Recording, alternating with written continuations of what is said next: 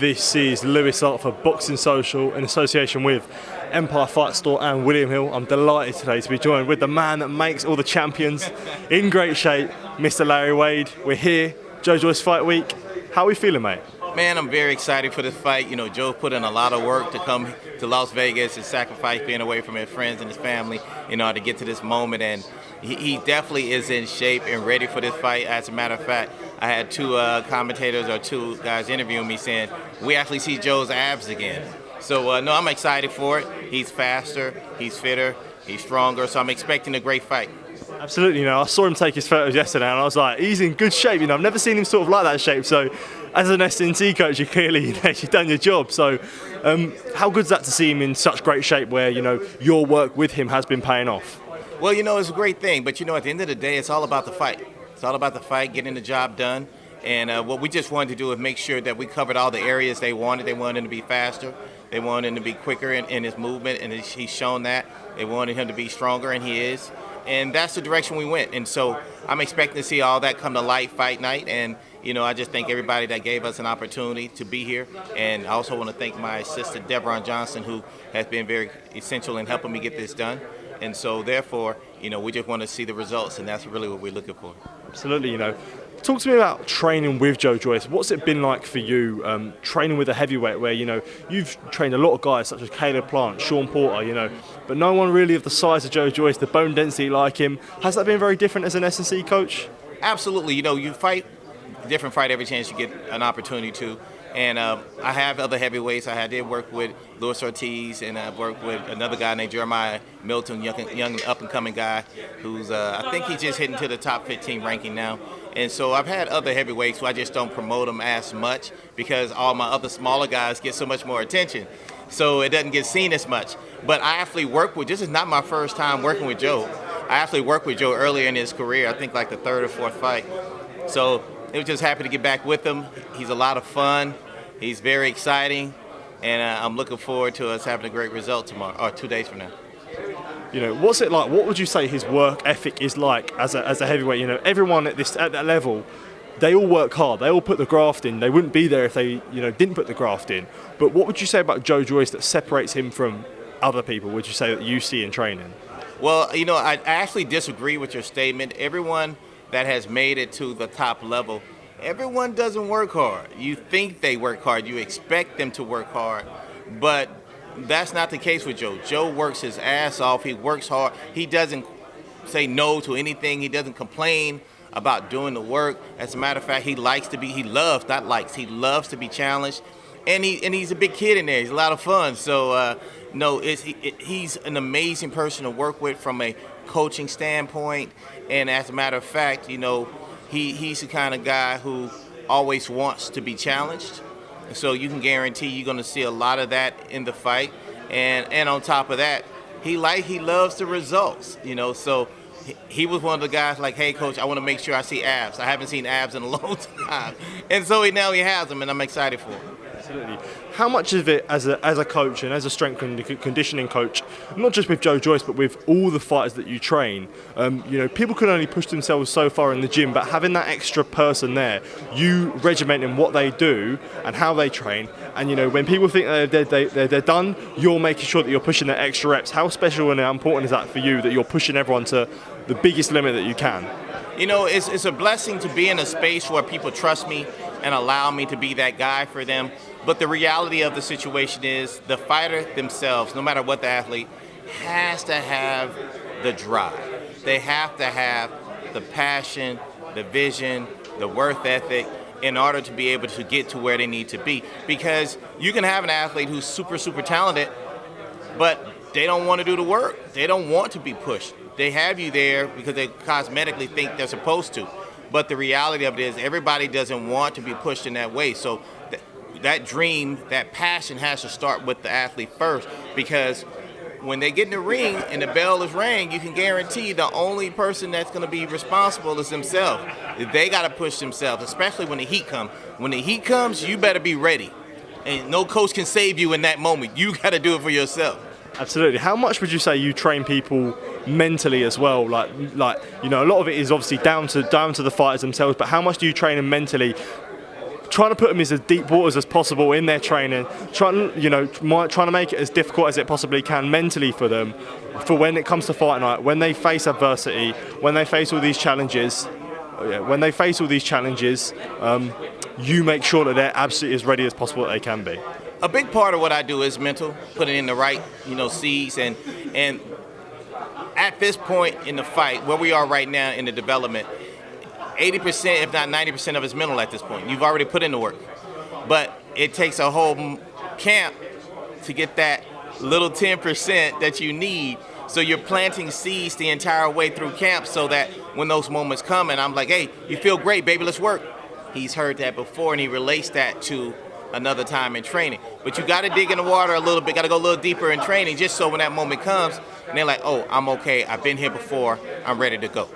Because there's always that statement where it says if you bleed more in training you'll bleed less in battle. Would you agree with that statement, that you try as much as you can to make it as difficult as it can, so when comes fight night they're ready and they're ready for any challenge that can that faces them? Well, I'm gonna say there are moments when that happens. It depends on the fighter. There are some people who are just mentally focused and you don't have to push them into deep water, but then there's others that are young and haven't had that experience doing it at a high level that you have to test them initially so they can do it. But I do believe the harder you work in camp, the smarter you work in camp, the easier the fight becomes for you. But you have to make sure that the work you're getting put in, there's no substitute. I'm gonna say it again, there's no substitute to hard work. You just have to put it in and be smart about it. Would you say when you work with different fighters and you work with different shapes, different sizes, different ways of training, you learn things about yourself and the way that you operate? Would you say? You know what? Yes, but I think the biggest key for me is me understanding that every boxer is not the same. You can't train them all the same. Another part is understanding that everybody's S&C development is different. You get a guy who may have 2 years of experience, you may have a guy who have 15 years of experience. You can't train those guys the same. You may have a guy in the first 5 fights of his career. You may have a guy in the last 20 fights in his career. For example, a guy like Badu Jack, he's been in the game for a long time, just got his 3rd world championship at a 3rd division. He's a little older, 37, 38 years old. You don't train that guy like a 23-year-old or a 22-year-old. He has a lot of experience. His body's going to return really fast if he's been out of shape, where another guy, you're actually developing it. So you have to treat each person differently, each body type differently, and also the mindset of each fighter. Each fighter comes in with a certain mental disposition. So you can't think screaming at one guy may work for that guy, where screaming at this other guy might get your head knocked off. So you have to deal with them accordingly. So I'm just grateful that I'm able to be close enough to Joe so I can get an understanding of how to interact and stimulate him to get ready for what he got to do next. Would you say that is the most difficult thing, sort of training, whilst you all have training plans for different people, it's like they're mentally as well and then physically as well with all different body types where you have to adapt, and having that adaptability, would you say is the hardest thing as a S&C coach, adapting from different body types of, different camps? No, I don't think that's the hardest part for me as a trainer. I can't speak for other trainers, but I will say this, that the more challenging part becomes being able to truly understand the emotional foundation of the fighter, because they hide that a lot because they're gladiators, but really getting to understand what it's going to take for me to mentally be able to stimulate this guy in the fight. And that's the hardest part. It's like filling in a dark room. You don't know where their mind is at. That's the hardest part. But the training part, as far as changing based on body types, it's not as challenging. I'm interested to know personally, where did this all start for you, this passion for, training fighters and everything? Where did it sort of start? Where did it all come from? You know what? I was very, very lucky in the sense where I started training boxers with Shawn Porter, who's the multi-world champion, and Kenny Porter, who's his father, asked me to be part of a camp. And I asked him at that time, hey, what is a camp? And so I was already a strength conditioning coach. I was already a world-class trainer, world-class athlete myself at the time. And so here I am training NFL, NBA guys, and it was my first time getting introduced to boxing. So what I did was I committed to it by going to the boxing gym for free for almost 2 years straight, where I was just going to watch, pay attention, learning 4 or 5 hours a day, every day, just so almost like an internship. And just so I can understand how to really help these guys. And then after I started doing it, we won our first world title. Then I got my 2nd world title, my 3rd world title, all the way up to now having 12 world titles with weight classes from as low as 118 all the way up to cruiserweight at this point, and now I'm getting my heavyweight title. So it really helped getting into it, being involved, and really just happy that I'm there now. I can't even write it in a book or in a story because I would have never known 5 years ago or even 10 years ago that I am in the space I'm in right now. Could we ever see a book from you potentially? You know what? I'm actually writing one right now, and I don't think it's going to be the book that people think, but I am currently writing a book, and as far as what it takes to develop in a camp, because I feel like a lot of boxer trainers don't necessarily understand, especially strength and conditioning coach, understand the difference between training and preparing a regular athlete and training and preparing a world-class athlete for a world title fight. And me just give them some tips there. Absolutely. From all the fighters that you've trained, you said from flyweights to cruiserweights to heavyweights to, welterweights, where does Joe Joyce rank amongst all them guys, would you say? Now, when you say rank, are you referring to athleticism? You're referring to boxing ability? In what direction are you categorizing? Because there's a lot of I don't know. I'll give you an example. For example, Caleb Plant, one of the things Caleb Plant wanted to do was make sure he outworked everybody that I worked with. At that time, I think I had like maybe 4 world titles at that time, maybe. And he made it a point, and he did. He outworked every last person. So this is why I said what category you're referring to when it comes to Joe, because certain fighters make it a place to make sure they get to certain points of development. I don't know, because I was saying it just in a general perspective, but I suppose an athletic point of view, with him being a heavyweight, how would his athleticism, would you say, rank between everyone else? Joe is one of the most athletic boxers I've ever worked with. As a matter of fact, Joe can do things that just other heavyweights just can't do. This kid, I remember when I met him at first, he was probably like 240, maybe 250, and he doing backflips, and it's amazing to see a guy that size be able to move with that level of mobility. And that's really what we were trying to get back to this camp, just get him to the point where he can have that agility again, not just be a big guy, but also be able to be faster and more explosive, and we were able to do that this camp. If Joe Joyce does win this weekend, that puts him in line. He's knocking well on that door for Alexander Usyk or Tyson Fury. Just wanted to know from your point of view, how would you think Joe Joyce matches up against them two? People regard them, Usyk and Fury, as the number one and the number two. They're both guys that hold the belts. Just interested in your point of view as an S&C coach, where would you say they rank? Joyce ranks up and matches up against both them two fighters. I feel in regards to Joe, that Joe with Usyk, he has a great chance to win that fight. He will be a much faster fighter for that fight. But as you know, he's already also had that granite chin and great speed. With Tyson Fury, he'll probably be a little heavier, because one of the things that Tyson likes to do is put his weight on guys.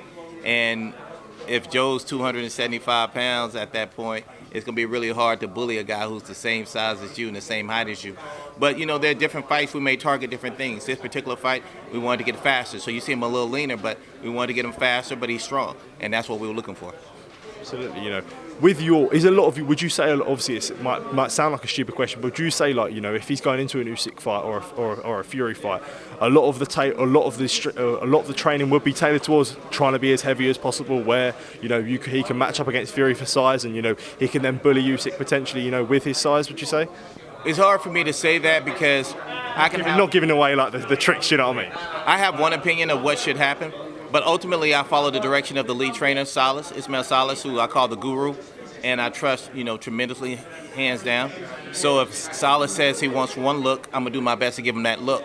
Or if we say you want to go heavy, we go heavy. You want to go small, we go small. We go fast. It all depends on what he's trying to get accomplished for that particular fight. But I have no question that when that time does come, Ismail Salas will have a plan and we'll get it executed. Absolutely. Just to finish this interview off, over your side of the pond on the stateside, next week we've got a mouth-watering fight between Gervonta Davis versus Ryan Garcia. I've got to ask you for your opinion. Maybe squeeze a prediction out of you? I'll try to give you a prediction, but the reality of it is, Ryan Garcia is a great fighter. He hasn't had the opportunity to be in the ring with a lot of top-level guys, what Gervonta has. I believe Ryan is super fast. I believe he has Hart too. I don't know about that chin as of yet, but Gervonta has shown that he does have a chin, that he has a skill set, and he has the experience in being with some top-level guys in some top fights, multiple world title opportunities. So I got Gervonta Davis winning that fight. I do believe it would end out in a knockout, but I don't know what round, just simply because Gervonta got something a little different. If you put his mind in that space, if he gets angry or gets pissed off, or you stimulate him in the wrong way, or in the right way, should I say, he's going to bring the heat to you. So I think he has the ability to get him out of here. I just don't think it'll happen in the first 3 to 4. But from 5 moving on to, say, 10, 11, every round is an opportunity for a round to get clipped. Absolutely, it's a fight that everyone's looking forward to. Just as we finish this interview off, Larry, where can everyone find you? Where's all your socials, everything? Where's you've got some good work out there, so where can everyone find you? Hey, listen, so if you guys want to come follow me, go to Coach Larry Wade at Instagram, Coach Larry Wade at Twitter, Coach Larry Wade at Facebook, and I look forward to having you guys. I appreciate your support, and I build champions, baby. Larry, you definitely do build champions. It's been a pleasure talking to you, mate. Good to speak to you. Thank you for your time, mate. Appreciate it.